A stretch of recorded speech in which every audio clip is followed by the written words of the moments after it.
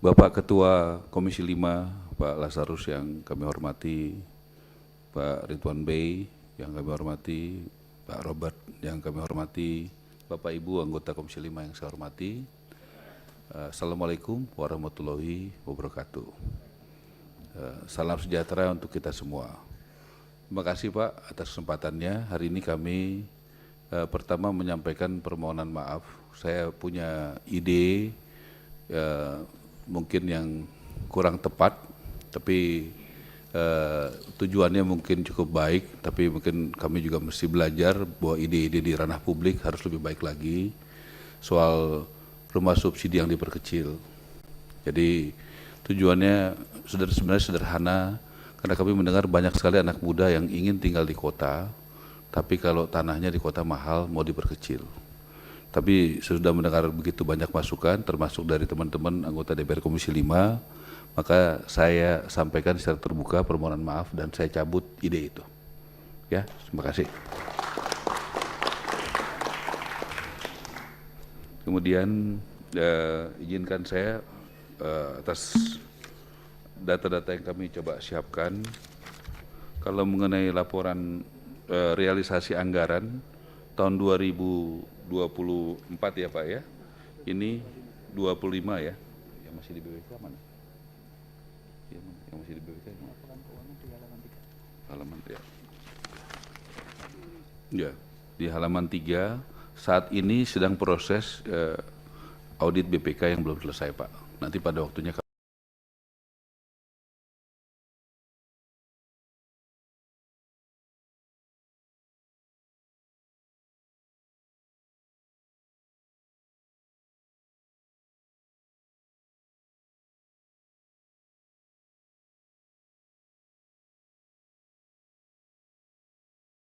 kami akan laporan, karena ini domainnya BPK. Proses likuidasi sudah dimulai bulan Maret dan targetkan selesai bulan Agustus Pak. Jadi mungkin bulan depan kami sudah bisa laporkan sesudah hasil BPK-nya selesai.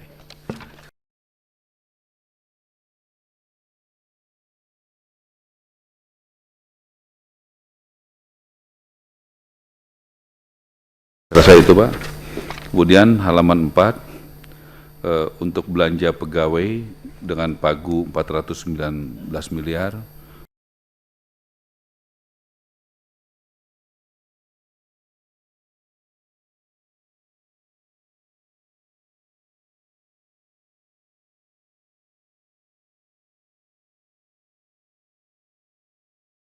kami juga sudah sampaikan di sini tertulis sudah terserap 31,99%, belanja barang 16,27%, belanja modal 49%.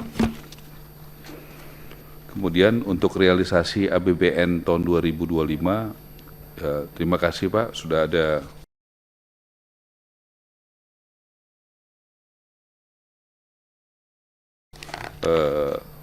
dengan adanya background penambahan jumlah pegawai juga yang cukup besar, kemudian juga adanya kebutuhan bantuan stimulan perumahan swadaya,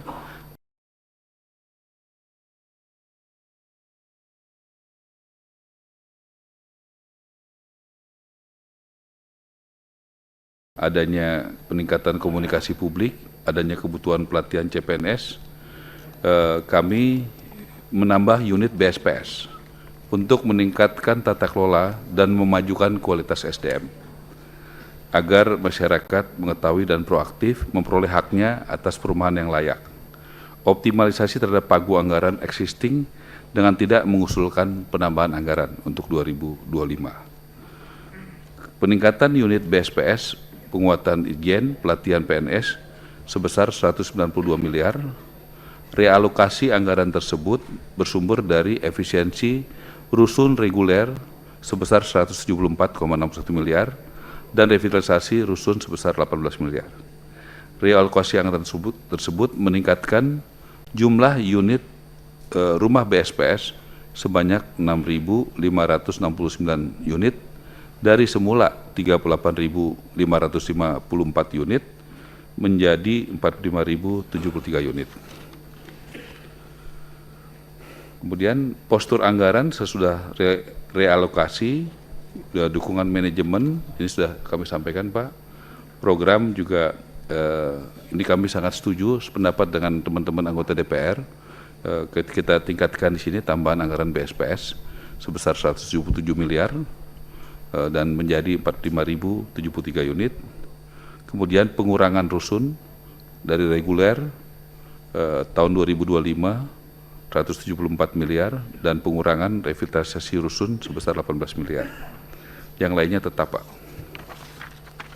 Kemudian kami mohon diperkenankan untuk buka blokir anggaran DIPA tahun anggaran 2025 sebesar 1,8 triliun untuk pemanfaatan MYC rumah pembangunan rumah susun IKN sebesar 910,30 miliar, revitalisasi Wisma Kemayoran sebesar Wisma Atlet Kemayoran sebesar 86,83 miliar dan akan dimanfaatkan untuk penyelesaian pekerjaan di Wisma Atlet Kemayoran agar layak huni dan siap huni seperti Wisma Atlet Pademangan. Dan lanjutan pembangunan rusun DOB Papua sebesar 136,92 miliar.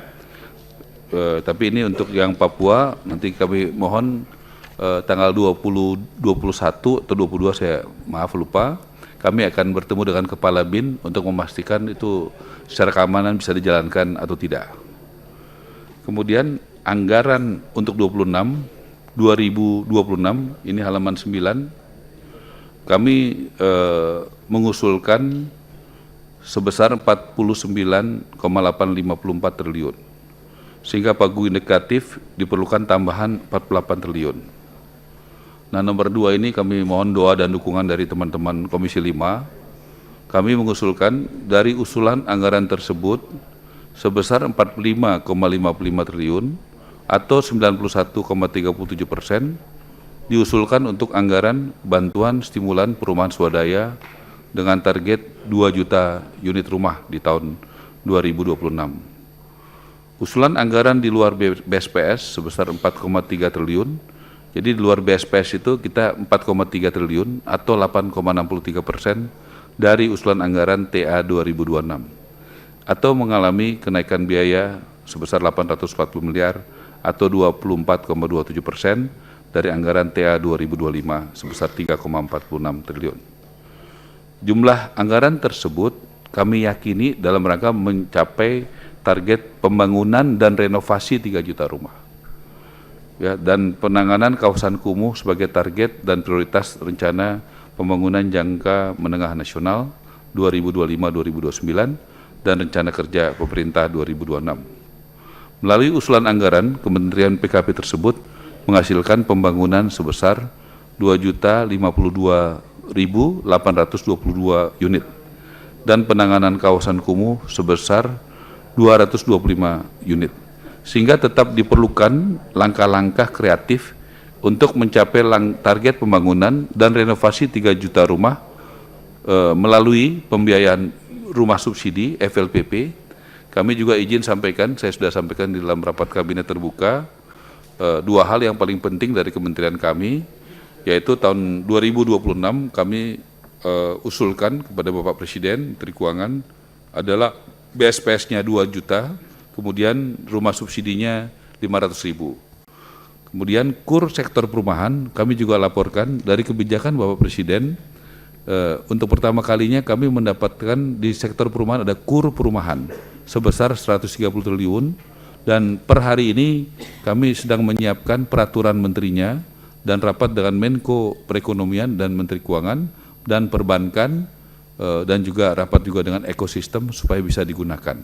Nanti pada waktunya kami akan laporkan, ini adalah bukti keberpihakan Presiden Prabowo di sektor perumahan.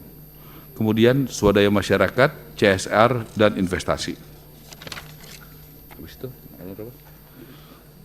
Yang terakhir ini halaman 10, jadi rumah swadaya memang kami targetkan 2 juta Pak, tahun 2026, itu anggarannya 45,55 T, rumah susun 3.047 unit 1,67 T, rumah khusus 1.166 sama dengan 287 miliar, Kemudian PSU rumah umum 18.609 unit sama dengan 290,82 miliar. Kemudian penanganan kawasan pemukiman dan sanitasi itu sebesar 660 miliar. Dukungan manajemen itu sebesar 1,118